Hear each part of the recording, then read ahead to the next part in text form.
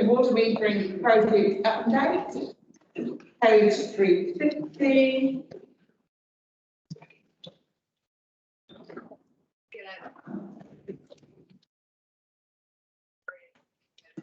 And do I have a mover? Thank you, John Singleton. Thank you, Sally. And now we'll throw it open for discussion. So welcome. I'm looking at Ruth.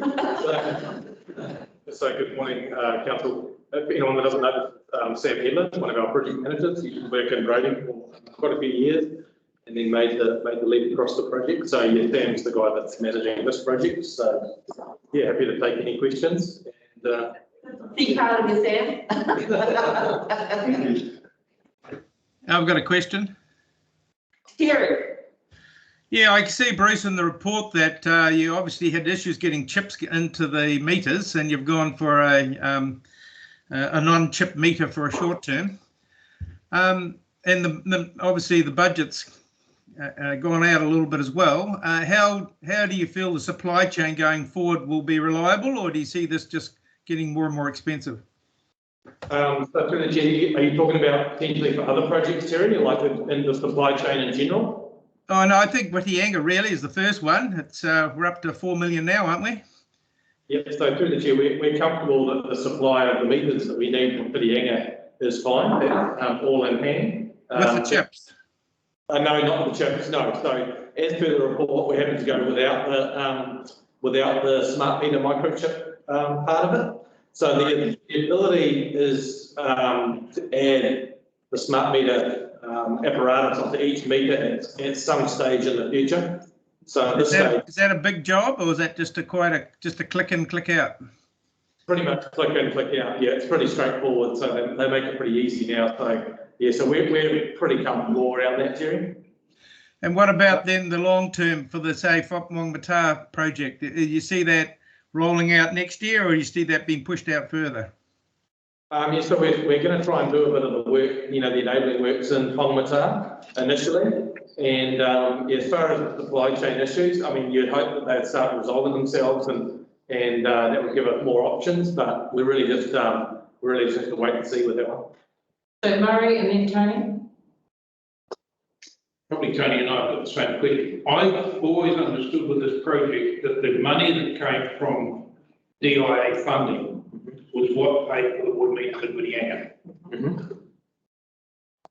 But unless you've got 2.14 million in the table project funding, Yes. you've got DIA funding 4.6, Yeah. and TCDC funding 2.14. Mm-hmm.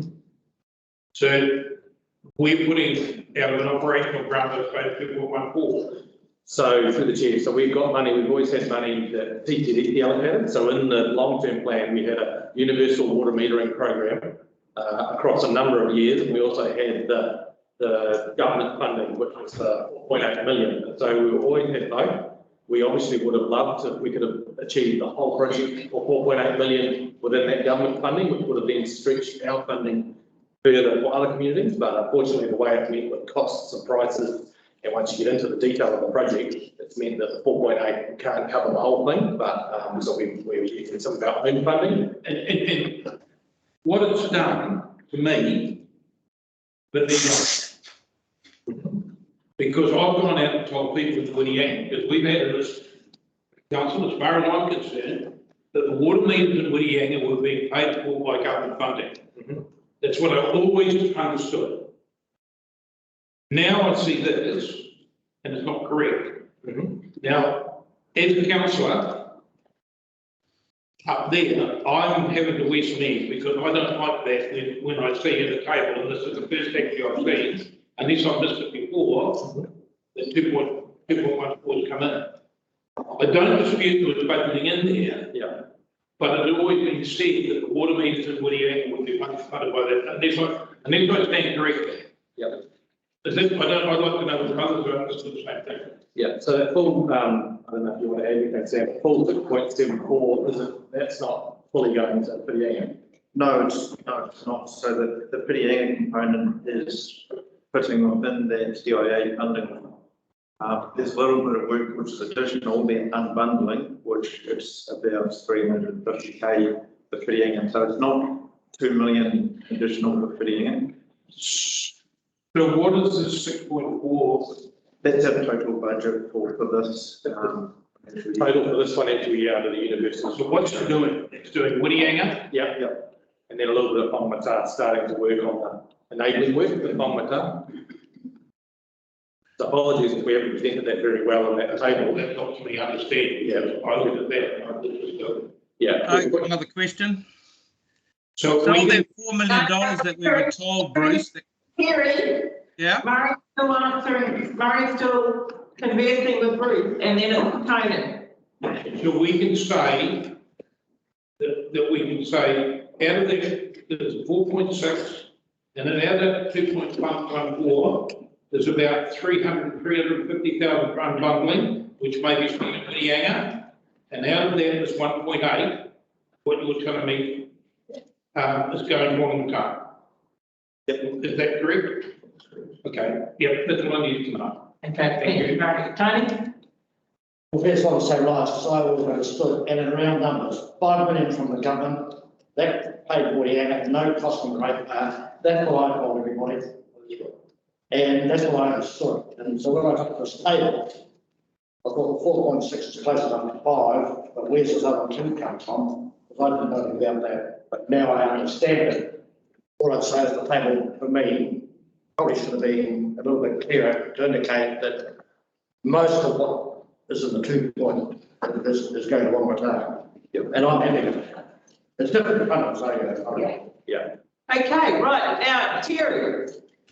yeah, well, Bruce, I'd just like to understand this. You've given them their answer. I understood that the 4.6 is going to be divided between Whangamata and Whitianga. Sorry, is that was correct? That was the understanding. So what do we tell our people that was supposed to be done next year? It's diverted out, but now is there money in the budget to make it happen?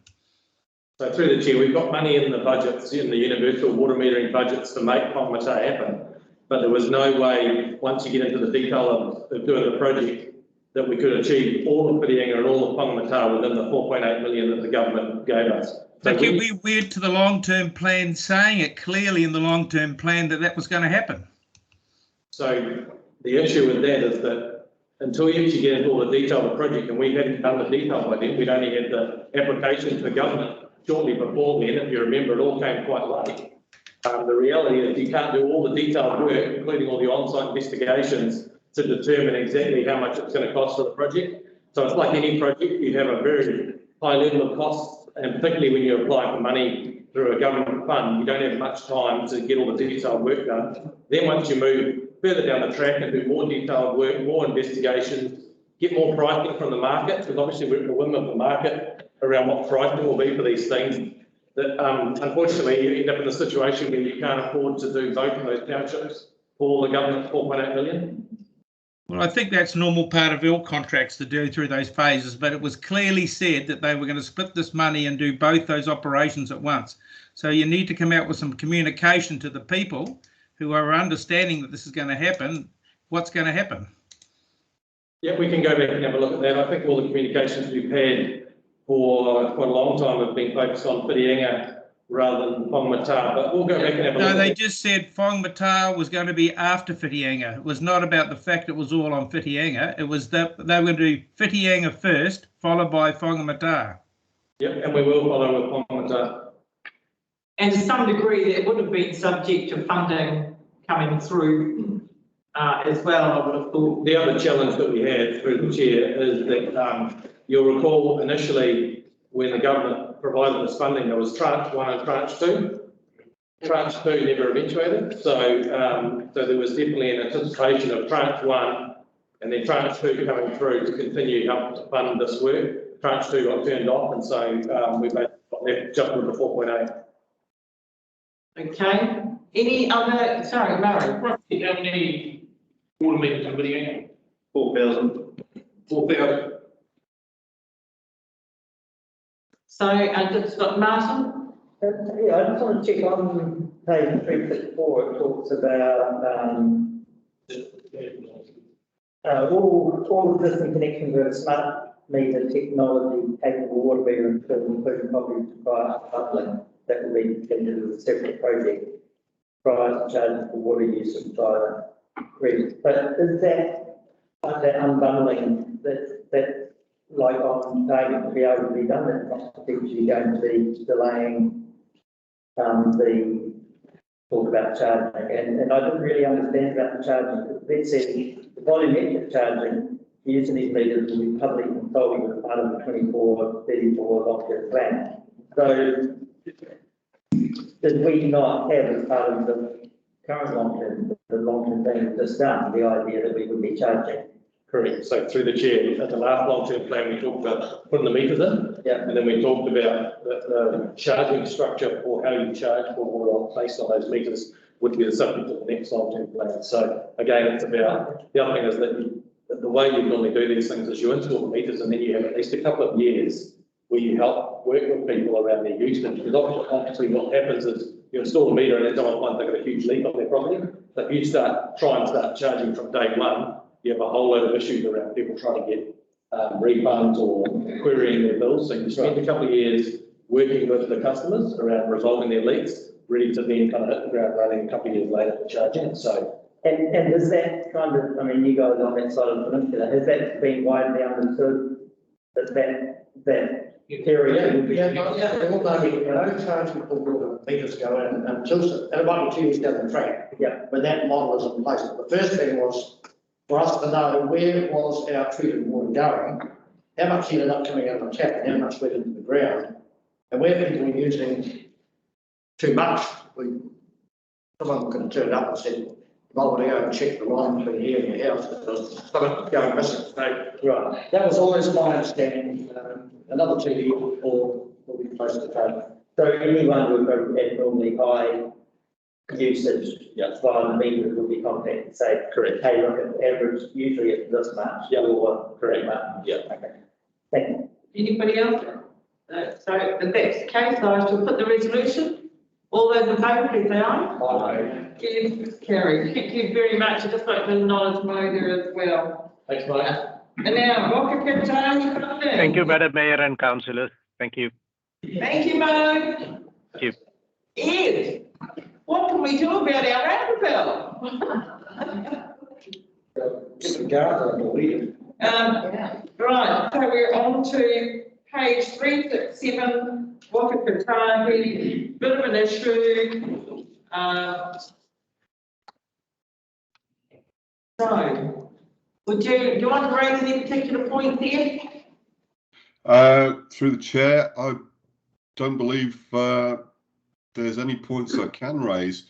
The agency has decided to only fund 40% of the subsidy we requested. They've approved 3.6 million worth of projects, leaving us about 1.3 million to fund subsidies that we estimated at 7 million. And the only scheme that I can see that is viable is the Takuma intersection. Wow. Okay, so I'll open it up for discussion. Tony? So I think this is one that we need to be on the front of the communication line, over the front of every newspaper and any media we've got. To let people know that the works plan that we have can't take place because the funding arrangements are planned. Yeah. Because the ratepayer or the citizen doesn't understand a lot of the stuff, and they just think we've switched it off, or we're not putting the path, and we're not doing the repair. The fact is that our funding's been fixed. Now that to me has to be headlines front and centre to get to as many people as possible, because like it's simple stuff to communicate, but we don't seem to be able to effectively do that. So I'm trying to just urge people to look at whatever the opportunity is to have something like this, because this is simple. This is what we used to have, this is what we budgeted for, this is what changed, this is what we've got now. Sorry, ratepayer, we can't do any more than what we're doing, unless now we go and rate it for them. That's the message that we have to have out there. Can I just reinforce that? We had our great budget meetings with the analysts.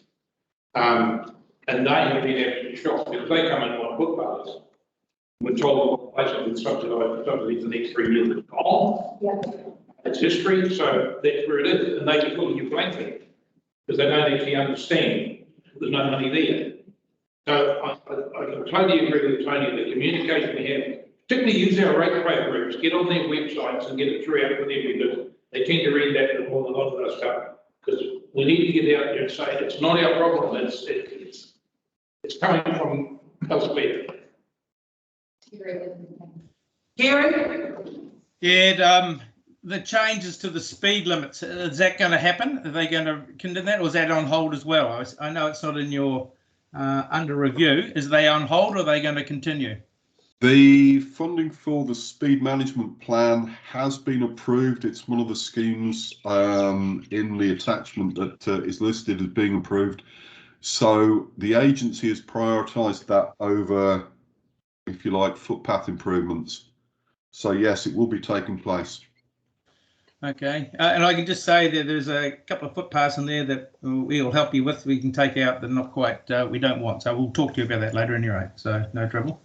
Thank you. Martin?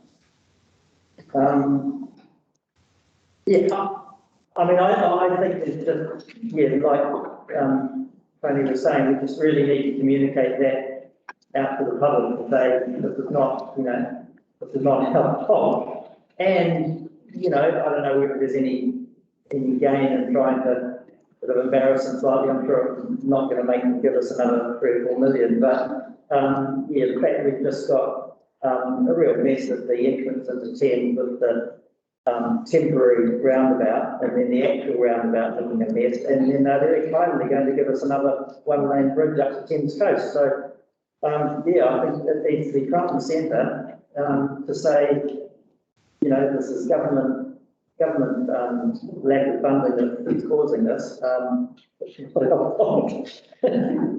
So I'd just like to add to that, I'd just like to thank Tony as our roading and transport infrastructure representative for council, and does a great job in representing us at the regional forums and on all matters roading, as do you, Ed, as well. And I'm just amazed that for a $7 million subsidy support from the government, we get $1 million that we need. And so this is a serious shortfall in our budget for what are essential lifeline services. And so I'm seriously concerned for Waka, Kotahi, and I just congratulate Waka, Kotahi personnel for struggling to cope with what to them would be a shortfall for them to be able to manage with.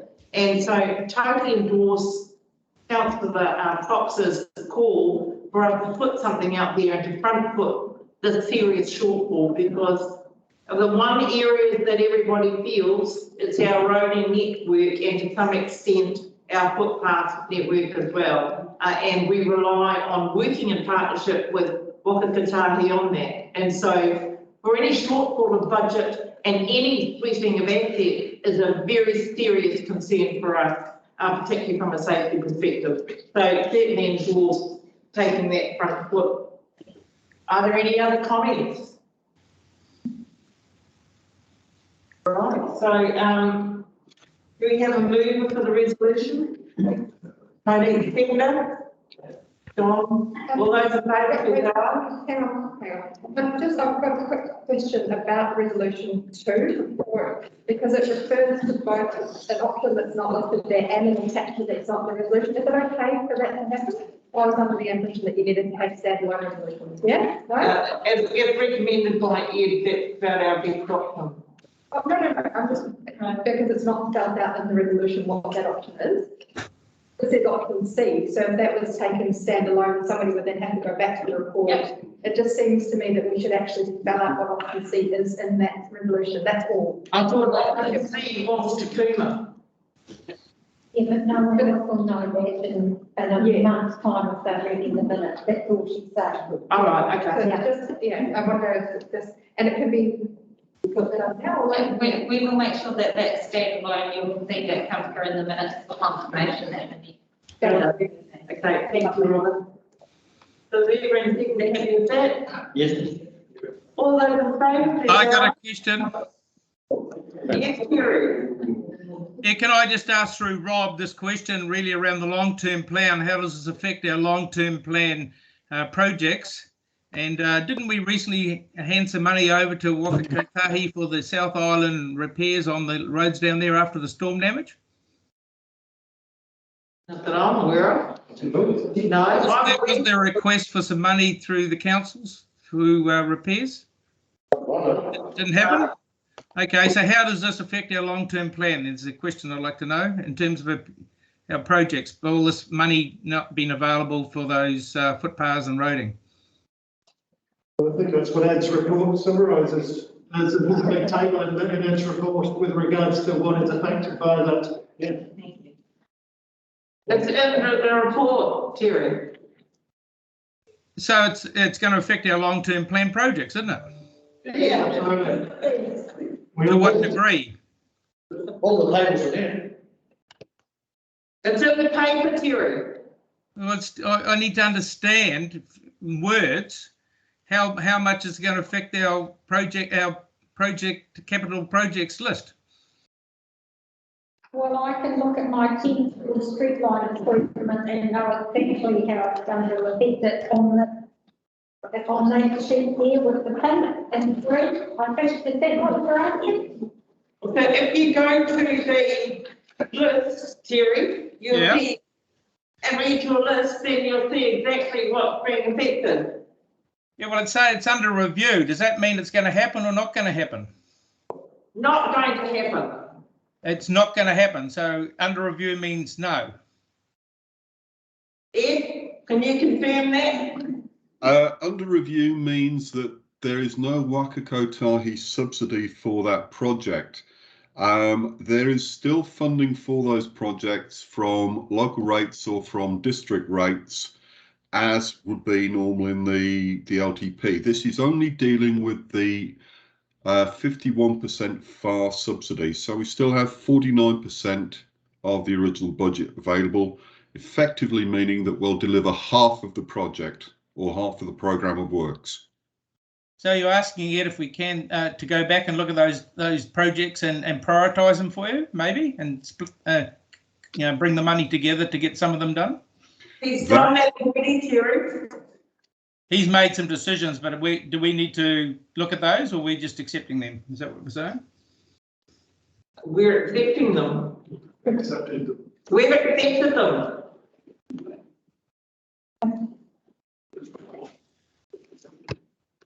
Okay, so Martin. So can I just say one more thing?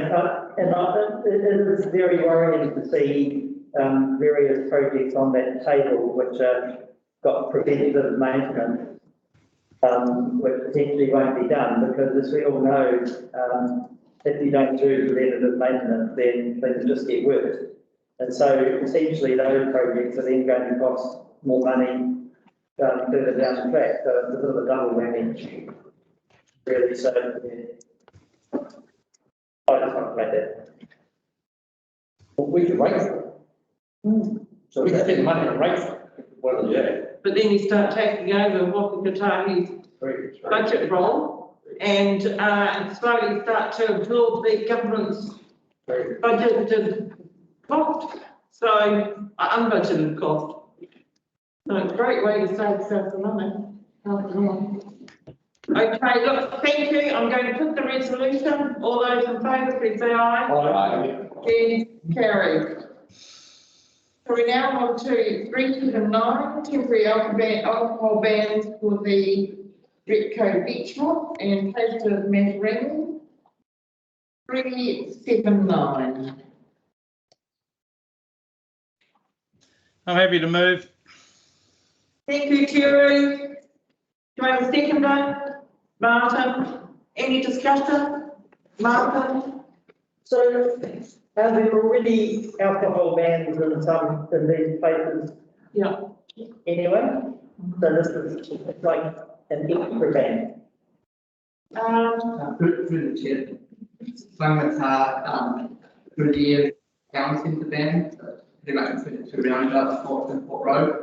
Over the summer, it seems a wider community that goes to all public places. Okay. But that ends the 4 beach hop, so we didn't find basically the summer that. So it's just stretching that. We just Out the whole free some zone. plan for that period. Matarangi property, I don't know if that name counts in the band, but I think it's on the plans. If I don't. And Matarangi except for our summer. Rules of we just apply that for that big. And just a follow-up question, and presumably, so your staff will be out in full, or is that a business? We have no enforcement powers under alcohol ban, so they can fully enforced by police. Thank you. All right, any further discussion? There being none, all those in favour, please say aye. Against, carried. Thank you, everyone. Right, we're now on to page 381, which is the adoption of the audited annual report. Now, we're going to have to defer this until the 9th. So we have a meeting scheduled with Stuart Crosby from Local Government New Zealand coming to speak to us about Three Waters. And Carl, I'd just like to welcome Carl Bethel to the meeting on Zoom. He's our auditor. And they're just having a timing issue. And so between us and Audit New Zealand, so we need to, we're going to have to hold this item over till Thursday. And in the hope that councillors will be available to participate that day. Yes, this is latest stuff, Lex. So we've happened since we started the meetings, we'll have to advertise the extraordinary meeting. We've got time to do that? If I give you notice right now. Yeah. So I give you notice that Thursday's meeting will be a formally called meeting of council. We do have to sign off these as a full council. So this is Carl given us that advice. It's just that for timing purposes, we'd like to support them and being able to sign that for our approval. And that means it's Thursday, not today, which is unfortunate. But Carl, did you want to make any comment? Thank you, Mayor. Thank you, members. Yes, all credit, I think, to Donna and Hayden and the team. It has been, I think, Donna has coined it one of the longest audits ever. And unfortunately, with us being in various levels of lockdown, doing the entire end audit remotely, and auditor staff shortages are being experienced by not us, but all big audit firms, we are finding it extremely challenging to get all our audits done, I suppose, in time. We are materially done with the audit. So what you see in front of you, we are just checking the final versions and looking at the changes that was proposed on Friday. So we had one issue that held us up, and what was the Sugarloaf Wharf, and it became quite a technical issue to look at how we will account for council's interests in Sugarloaf for the year. The agreements weren't that clear on the setup costs and who will account for what. So we resolved that on Friday, and that is part of the changes that you see before you. The other matters that will then flow through is it touches a lot of the things in the report that we're just checking to make sure, checking and double checking that everything is 100% correct. And we will be done on that by Thursday. The other matter that took us a little bit longer than what we planned was the aftercare provision for the landfill closures. You'll see that has jumped quite a bit from the previous year. So this year we had to do a lot more work in that space to make sure that provision is supported by the relevant documentation. And the third issue is we got very late confirmation from our auditors that audit the Palmerston North after our call centre, that the call centre had an issue up until July where the system couldn't distinguish between all the calls for water and provides councils with assurance that they've received and they've allocated all the calls to them. So we had to do additional work as late as last week and the week before on that. So our apologies for not making it to this committee. We're down to the wire. Thursday, you'll sit with an audited report and an audited set of financials in your hand. No, thank you, Carl. Appreciate that. We know that there are some very difficulties, so thank you to both you and to colleague Tony. Once, and I know this is late too, but under roads and footpaths, this is an opportunity to say that our work program going forward is significantly hampered due to this significant reduction in NCDA fund. Because this is something that goes out and say what we've done, and specifically it's got roads and footpaths, and it's got numbers in there. And we know that we have an issue coming forward, we ain't got the money. So every opportunity we get to put that in front of people, that we would like to do more, but we can't do it without funding. But is this a place, I'm only asking, is this a place to put it in? Because we know the box that it gets read. And it's got a headline on it, roads and footpaths, the very thing that we can't do. So Carl, I think the question would be, are you aware of the shortfall of subsidy that our council is now exposed to from Waka Kotahi? Chair, I didn't know specifically about the amount of the shortfall, but I know there's a number of councils that have a shortfall. If this is a significant enough event, you can make the disclosure in the post-balance sheet events note to show that you've received confirmation of your subsidies for the year and it is going to have an impact on the year forward. The annual report in its nature talks about the year in past, so I would be careful to add information to anything that talks about past performance, Tony. But you can certainly mention it in the subsequent event note and the potential impact that it's going to have going forward. Thank you, really appreciate that. So we'll note that, so it becomes part of our disclosure. Right, are there any other questions of Carl? Just for the chair, on Friday, as Carl mentioned, a room full of accountants ended on the treatment of the load, and so I've just got to send out the adjustment. So basically, we took a third of sugar load and added them to our financials. Okay. Right, okay, so we'll see that in due course. Yeah. Okay, and so the meeting is on Thursday? Correct, Rex, did you want to add anything to that? Do we need a resolution from this meeting? We move it live on the table till Thursday, schedule the meeting on Thursday. So we need a resolution. So because we go into 3 working days, we need a special resolution from this meeting. Was that correct, Darren? Yes, it will be an emergency meeting. But in support of emergency meeting, through standing orders, so you can give 24 hours notice. I've got another one here, so Mercury Road, so Artist James Webb's 10 Plough Art Station has been placed in Wharever Town Centre. It has not been placed. So it's told that it might happen very soon, but the 10 Plough that will go down near the skate park, down towards the water, they have not been put in. This thing is saying has been placed. They aren't. We have, the best of my knowledge, there's some thought they'll be in there maybe by Christmas, but I don't know that that is what not. But why at the moment that's not a correct statement? It's never been a correct statement. So what are you talking about? Oh, in the report under Mercury Bay, there's a sentence that reads, Artist James Webster's 10 Plough art installation has been placed in the Wharever Town Centre along Patterson Bay. What I'm saying is it hasn't. In the report. Madam Chair, so you said that there is an area proposal going this week? I don't know. They've been going in for 18 months. Yeah, and it is, through the chair, it's challenging around when you're dealing with a lot of those art installations, they can be a bit of a challenge around scheduling and time frames. So apologies about that error.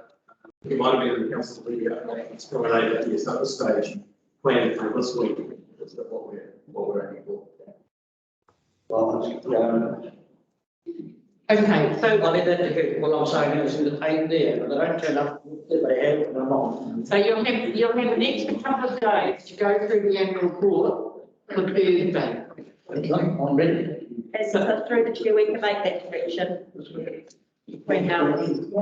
I'll put art in. And there will also be the additional note that you raised, Tony, around the disclosure on the Waka Kotahi project. Okay, so can I have a move, Martin? Sorry, Yeah, if we're looking at this on page 389 of that annual report, under the 10.1, it says about Kotahi Marine Precinct. It says detailed design, sea head wall, commercial footway and recreational boat ramp has been completed. Are we happy with having that in there when there is doubt now about the recreational boat ramp being part of that? Or is it okay to say that we designed it and then we won't do it? I Sorry. think that's the honest thing, is that we designed it and then we didn't get enough money. Yeah, but we're not actually reporting on today's date in the annual report. We're actually reporting as of June the 30th. We have to go with what was the case on June the 30th.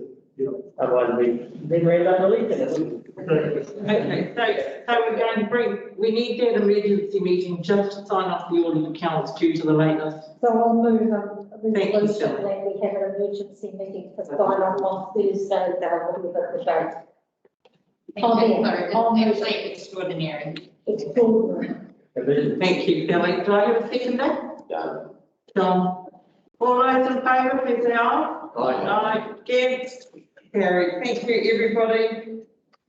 So thank you, Carl. Appreciate it for you and your colleagues. Thank you so much. Can't quite read your name, young man.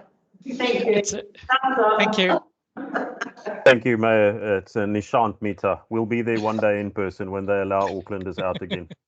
Thank you very much indeed. Thank you. Right. Right. If we sign off on Thursday as planned, we're one of the earlier ones, like there are councillors I read that aren't going to sign until next year. And it's really terrible when that happens. So well done, what I'm trying to say is obviously Thank you very much, people, because as Carl said, everybody's been working very hard on this. And he actually mentioned the last week, particularly for you all. So a lot of work that you guys do behind the scenes, and just thank you very much to the councillors. That's been quite right, so thank you. Right, we're now on to Hayden, you're up again, 449. Yeah, I'll take the report as read. This is the October budget revision. Basically, at a high level overview, it hasn't changed a hell of a lot. As you'll see later on, the results are showing us behind budget at the moment by about 4.6 million, something like that. Within the reforecast, I think a lot of people took, a lot of our activity managers took the assumption that with Coromandel going to be a lot busier this summer, they expect to sort of catch up. So they've really sort of, in a lot of cases, held their position and only really reflected savings where they're sort of 100% sure that the material is. Are there any comments that anyone wants to make? Yeah, I'd like to make a comment. Period. So I just see under C there, subsidies and grants, increased revenue projected for Waka Kotahi subsidy due to storm damage works. But you still don't mention in there the fact about the reduction in funding. I'm wondering where it should be highlighted. I'm listening to what Foxy said, but should it not be part of the revised budget? The storm damages money has been approved. Obviously, Kotahi, so we're getting that money. In terms of the footpaths that will come under capital, so they will have been factored into our capital sort of work. And not mentioned through this budget. Terry, sorry, through the mayor, this table that you're referring to is operational expenses, not capital expenses. Right, okay. So it doesn't come through that one. Okay, then can I have a move for the resolution, please? Thank you, Murray. Second out. Tony, all over in favour, please say aye. Against, carried. Thank you. We now have the Chief Executive report.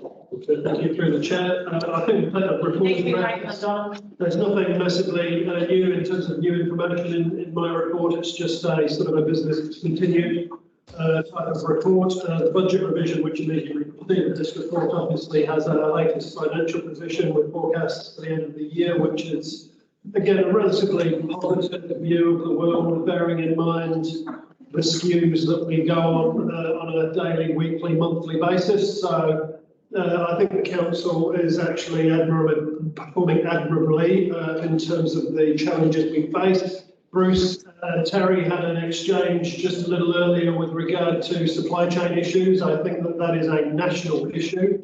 It's not just an issue for Thames-Coromandel. There is a huge issue with national supply chains. It's not so much a demand issue. It's more about how we get the supply into the country.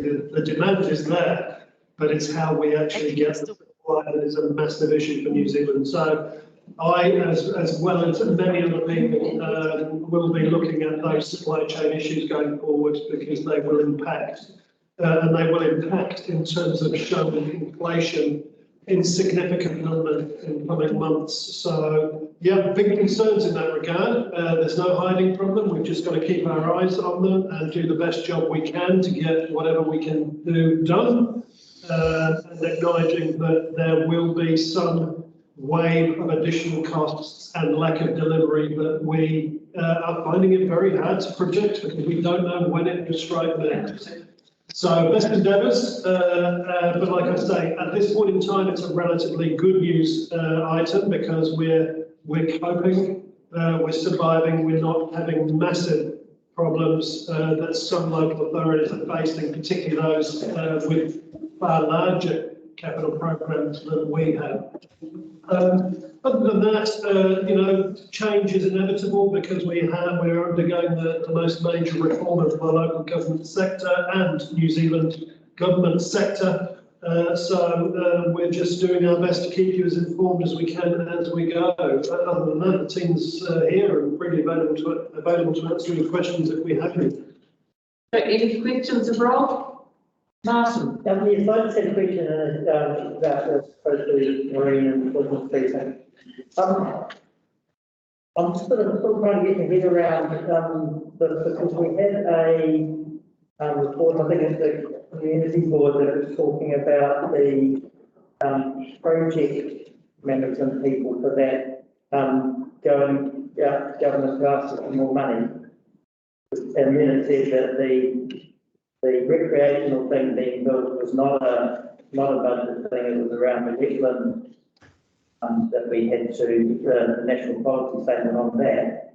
And then in your report, Rob, talks about the recreation users, both options will be managed through an operational management plan, but there was some doubt about whether that actually could be managed through that. So potentially recreational boat launches there are faced with not being able to launch their boats there, even once the new facility is built. So, yeah, I guess from my point of view, I'm still confused as to that, where that's at.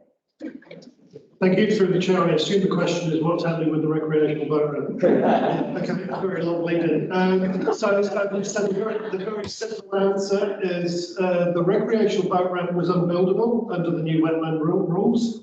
It was creating a budgetary issue because it was an extra $2 million on top of the programme. It was originally budgeted in a $10 million programme. However, we only got awarded $8 million. The boat ramp and the cost increases were escalating that budget. We couldn't build the recreational boat ramp, so that resolved the budgetary issues. And the operational management plan was the solution to recreational boaters as well as the marine facilities being able to use the ramp that's there. The issue was the recreational boat ramp users didn't understand the nature of what that operational agreement would be. So Eric Carter, representing the recreational boat users, met with our design team on Monday. And they resolved all of those issues, and Eric, in representing those recreational boat users, is now more than happy, and the support from the rec is now reconfirmed. So that issue has been resolved. Sorry. So the community board needs to hear that.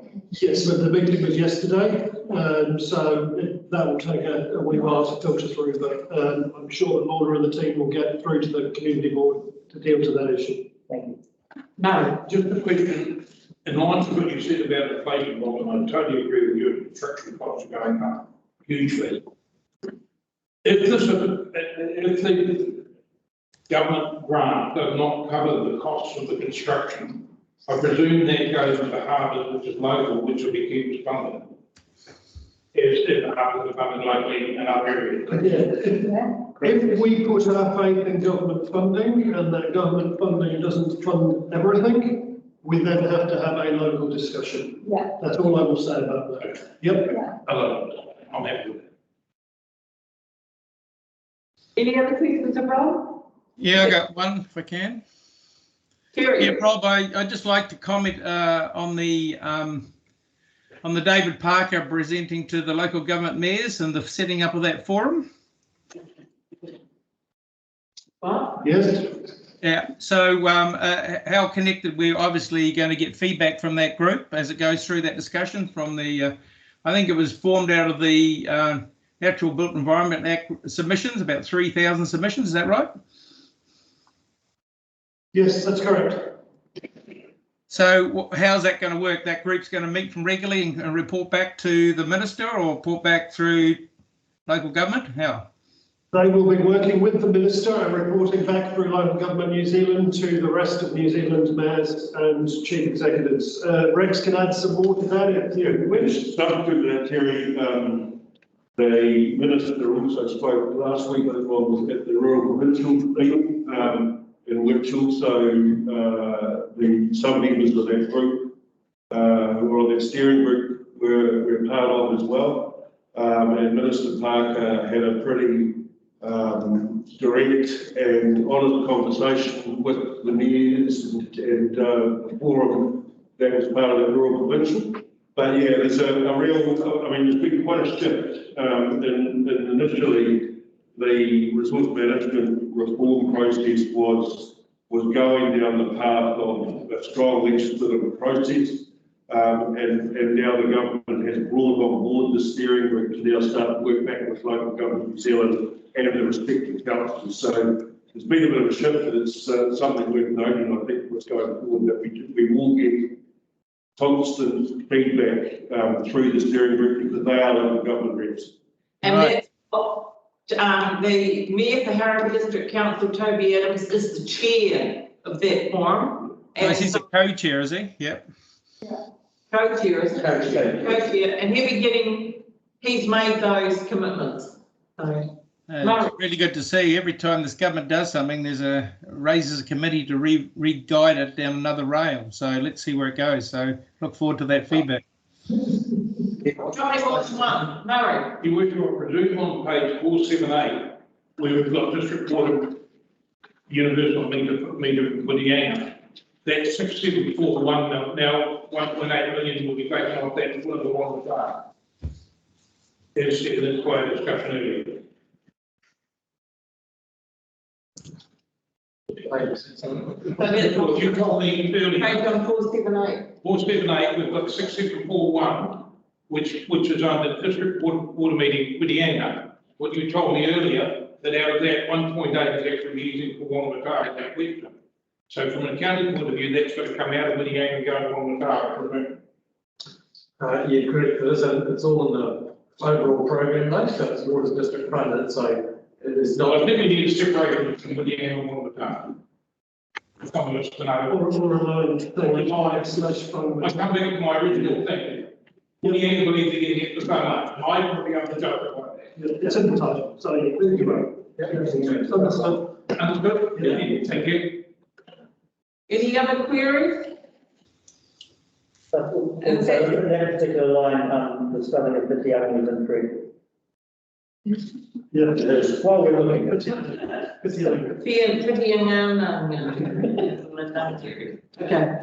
Okay, right. So let's go. Do we have a move in a second? I believe. Yes.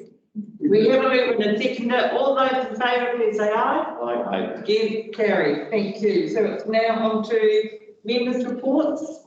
And I don't know whether you want to.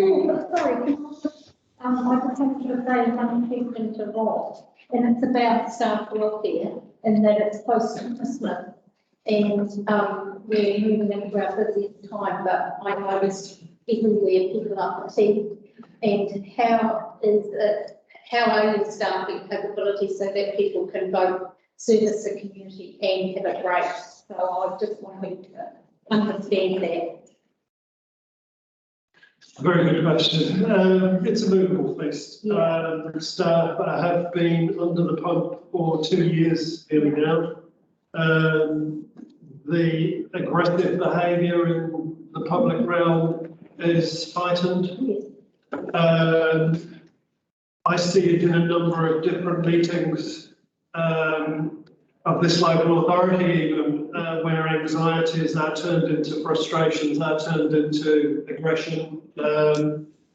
We just have to manage ourselves as best we can. Our staff are doing the best they can to hold everybody's wheels on the tracks. From my perspective, from a higher level, we're doing okay, but yeah, fractures is a problem from everybody's perspective, and it's just a case of keeping an eye out for each other. If things are going wrong, as leaders, we just need to be aware that things might go wrong and that we need to be a bit more or a bit less demanding. Is all I can say, and that's how our leadership team approach things. We try to be as restrained as we can when things aren't going well, because things aren't going well for many people, and we just have to work into it. So that's all I can say on that, really, Sally. From an organisational wellness perspective, from the high-level surveys, I think the surveys show that we're doing okay, but actually, it's like, let me equate it to the New Zealand greeting. As we walk around the streets of New Zealand and we see people, we say, "Hi, how are you going?" And everybody says, "I'm doing well," when actually there's an awful lot of people that aren't doing well, but we don't actually follow through on that. And I think we just have to be conscious of the fact that when we say we're doing well, there's an awful lot that lies beneath it.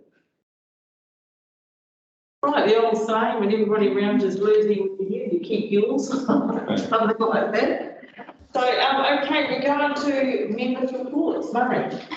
I haven't got anything specific, just with all meetings of business business. I just want to thank staff for their work for the year. Wish everyone a Merry Christmas. Oh, we've got Thursday as well, haven't we? Oh, yeah. I don't think we'll have members' reports on the agenda. No, it's fine, excellent. Tony, so thank you, Murray. Tony. Right, so the Repco group meetings, with their original times, I think the real thing that came out of that, to me, is that when they say we don't know, it's because they didn't read the stuff we put out. But it's evidence to me that the most powerful way to get to a specific group of people is through their Repco association. And I think we've probably got an option to engage people with the more of the space to get them to promulgate what we, our messages. Because people go on to that, you know, you take Waka as a good example. They might have 120 people there, but they will all follow that page. 120 of them don't follow our website, they don't follow weekly newsletters, or they don't all read the Informer, and they don't listen to the radio. So I think it's another avenue, and for me, it's one I put at the top of the list. I have met a lot with, I didn't meet, I spoke to George Gray the other day, and I know I spoke to Reka. We're talking about an update on some land that's become available, and some people don't know about it. It's basically on Bombard Street, which is a camping ground. And that's on part of Tape, which is the most sacred piece of land there is to Ngāti Hei.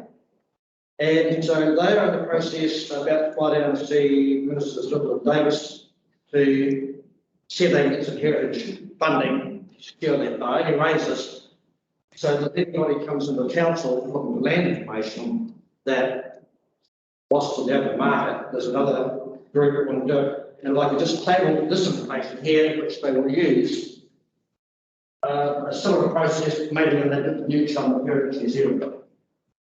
So that is only for information only. The other bit of information Woody and are going at is stormwater and stormwater in the vicinity of the old hospital. Now that site is coming back to Ngāti Hei, and Ngāti Hei is very, very close to be able to settle in advance where they thought they were. But one of the things we're going to do is resolve our stormwater issue on land. And so I'll just raise that so people know that it's coming our way. Put down the lighting of the Christmas trees, that's something that's done through Repco donation, and it was very well attended and supported. I think it's a pretty good addition to our town. And in my travels in the weekend, all I can say is there's a lot of businesses dying, apart from ones that are dead. And when I go somewhere, particularly on Thursday and order beer, and they can't open the place up because they can't get staff, that just tells me there's a lot going on, and there's a lot of people under a lot more bloody pressure than any of us are. So, yeah, there's some people seriously hurting out there, and the place was, well, it's deadly quiet, and it's bloody terrible. I know how it's terrible, and I've done it well. They have shut down in many cases, and there's more to come. So, I'm pretty mindful of that, and I think we all should do. So, yeah, that's it for me. Thank you, Tony. Sally? So just locally in terms of emergency management, preparing for a busy summer, as well as all the COVID stuff, don't forget all the other things that can happen, like heavy rain, cyclones, etc. So I think if you're talking to people, prepare them for, you know, an interesting summer, and, you know, personal preparation is really important. Vaccination rates, the highest in our region in Hamilton City Council, first vaccine 94.5, second 88.4, we're at first 88.8 and second 82.7. So we're, that's the fully vaccinated rate as of Monday the 6th of December. I'm not talking about vaccination other than to say vaccination, test, mask, social distancing and hand washing. We will get cases, people need to stop panicking when they hear of something. Locations of interest will be, if you scan, you will hear the quickest. And so that's what I want to say about that, soon and finished. And regionally, huge changes. Nationally, there's a new act around emergency management. So just like everything else, everything is up in the air, lots of pressure. Staff changes, and they've been very busy with COVID, as you all have. There's been a subcommittee set up for any emergency things around COVID over the summer. That's the chair, the deputy chair, and me. And also its other role is to look at submissions around all the other changes around local government, how it affects emergency management. The Mayor and I have already discussed that everyone on all councils will know about that PEG, which is where the CEOs or their delegated people will know about it. And it's just a timing thing that we only meet every 3 months. So there won't be surprises from that. We will all know about it. End of story. And as a group, we're working really hard around creating a sense of vibrancy and Christmas for Thames, and I think the town is not looking too bad, actually. No, I actually want to commend all of the community boards, because for stepping out and doing the Christmas thing. I think it's awesome. Yeah. Well done. So we'll go to Terry. I'm seeing Terry first and then Gary on the screen. So Terry. Yes, just some updates. We did the first part of the 3 tranches that we were going to do for the 3 waters with our march at Whangamata on the 4th of December, with 50 or 60 people there, and the PM came and spoke, and some other people spoke. Walk up the main street, it was all well behaved and responded very positive by the people. Secondly is the water meters. I'm concerned about the communication that's gone out to our town about water meters and what's going to happen. And I hope the council takes that on board and does some communication to the town, what the expectations are around these water meters. The other one is the concerts, the Rhythm and Vines Concerts being cancelled, plus a couple others. And social media says come to Coromandel. There's some concerts on up there. And I understand policing levels have been raised because of this, and we're expecting a whole lot more people on the Coromandel over the summer. And this brings out the next problem, which is the urgent need for short-term accommodation. We've had delegations from the business people coming to see me and saying, what the hell's going on there? Why can't we get some land and build some buildings? So we need to really push the rezoning or spatial plan issues in Whangamata to try and accommodate this. The current rental accommodation is just about gone, with everybody wanting to stay in their homes, and a real concern for our town and need to be actioned. And the last one, we're putting up a couple of welcome back signs on the entrance to both town to our ratepayers, families and visitors. After a long lockdown, we're wishing them come back, and of course, bring your wallets. Thank you. Thank you, Terry Gary. Just one point, Terry, you said the PM. I gather you meant the MP. Oh, sorry, the MP. I thought pretty high. Soon to be the PM. Oh, yes, well, it's over 5 months since I've been down, so it's I'm one of the many people champing at the bit to try and get back, and everything being even, hopefully that will be the case. I'd like to congratulate the staff working really hard on this policy for how we propose to deal with COVID-19. I think they've put a pretty good paper together, and last night I received from the Ministry for Primary Industries their latest COVID-19 vaccination policy, which is I've sent to Rex, and that's the up-to-date version of what they're doing, and they will be starting from the 15th of December. Contractors and visitors who come to MIP worksite will be double vaccinated, and it continues on. But all I'm saying is there's some pretty tough lines being set by the government, and that's now out for public use. If you like, I can send it on to the other councillors if you want me to send it on. Let me know. That's my. Thank you, Gary. Martin. Yeah, I just wanted to acknowledge, and thank staff for all their work during the year.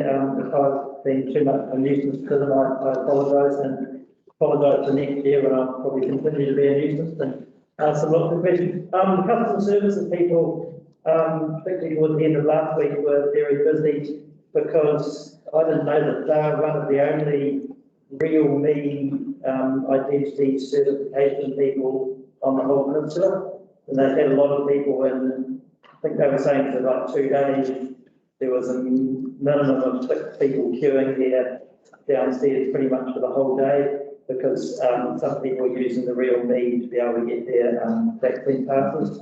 So I think that's a real valuable service that we offer there. Was at the Persons of Spatial Plan public meeting yesterday, along with a number of elected members, and that seemed to me to be quite well accepted by the people that were there. Lots of questions, a couple of developers there as well, so that was interesting. And following on what Sally said, yeah, we're trying to create a bit of a good Christmas feel and creative vibe, so we'll be doing some work there under appropriate safety guidelines on Saturday and Sunday. And yes, that's all from me. Thank you. Yes, well, as Martin and Sally said, we're working on the Christmas thing. I also attended the Thames-Coromandel initial meeting that was held at the Golf Club last night, and I'm looking forward to the next one, which will be tomorrow night at the Civic Centre, between 4 and drop in from 4, and then a presentation at 6. It was really good to be so well attended, and the level of interest. People didn't just come along because it was an event, people came along because they had an opinion and they wanted to have a chat about that, and they wanted more information. So I was very pleased to hear and to see that. The other thing that I observed the Hauraki Golf Forum meeting a couple of weeks ago, and so I'm quite looking forward to some update about that, because there are changes coming there. And then I guess the only other thing to really say is that this year has obviously been a very challenging year for everybody, and as you're all aware, I've had quite a lot of personal things going on this year. And I feel like you've all been very patient with me, and I really want to thank you very much for the care and consideration. And for the missed meetings, and particularly to Martin's Valley, which been really helpful catching me up where I've had to miss meetings for those personal reasons. So thank you all, and just have a really lovely Christmas. Thank you, Robin. John? Yeah, just normal business up in Coromandel, but I will say one thing. I do believe that it's a good relationship between staff and elected members, or at least that's how I feel. I don't know how the staff feel about it, but I feel that way. We had the community board Christmas party up in Coromandel last week. And my house with staff came to that, all the staff we took in the Coromandel office were invited, and they came along. And I really think we're quite lucky actually that we have a good relationship. The staff did come. In fact, they outnumbered the community board members. And I think, yeah, we have a good organisation, and over the next 12 months, that relationship continues. And I'm sure it will. We will believe in it. Thank you, John. So now it's down to me. I'd just like to reiterate what I said before in response to Sally talking about the community board, Thames Community Board doing their Christmas as a vibe of Christmas. And I congratulate all the community boards for stepping up and getting into the Christmas spirit for this time of year, because it's been difficult and it's been harder to sort of get into that mindset. So well done to you all. I'm really looking forward to seeing the Christmas decorations as I go around the district. I'd just like to thank staff and reiterate the concerns around how difficult it's been. And it will be difficult over the Christmas period, but you've been fantastic. You've done an awful lot of work behind the scenes. I'd just like to thank you so much, Rob, to you and your team. And you've managed it really well, given all the highs and lows and the difficulties that you keep getting along the way. The difficulties can actually be a constant, so there are some little highlights along the way which are really good. And you know, regardless of what is put in place, we'll work to the best of our ability to meet whatever comes our way, and that includes whatever workplace policy, Rob, that you decide on in the finish. So I'd just like to thank the council as well. To the councillors, thank you so much for all your work through the year. And we've still got until October of next year. And so long may that good working relationship continue. So thank you so much. You all have a great Christmas. And we'll see you on Thursday. What time on Thursday? Pardon? It's Thursday, 9 o'clock. 9 o'clock, I do believe. 9 o'clock? Thursday, 2-hour extraordinary meeting, sign off on the auditor report, and also have the briefing from Stuart Crosby on Three Waters. And will he be online or here? We need people in the chamber. Absolutely. Yeah. I think we're actually quite fortunate to get them now. It's at 11:50. If you want to take the break for lunch, you'll do the public or the public excluded before lunch. I'd rather take a break. Because there's quite a lot in public. Yeah. I'd say get lunch and then break for lunch. We get a move around to the members report. I'll move it. Okay. All those in favour, please say aye. Aye. Against, shout. Terry. Terry, we're going to break for lunch now. So we'll reconvene at what time, people? 12:30? We're going to reconvene at 12:30 for the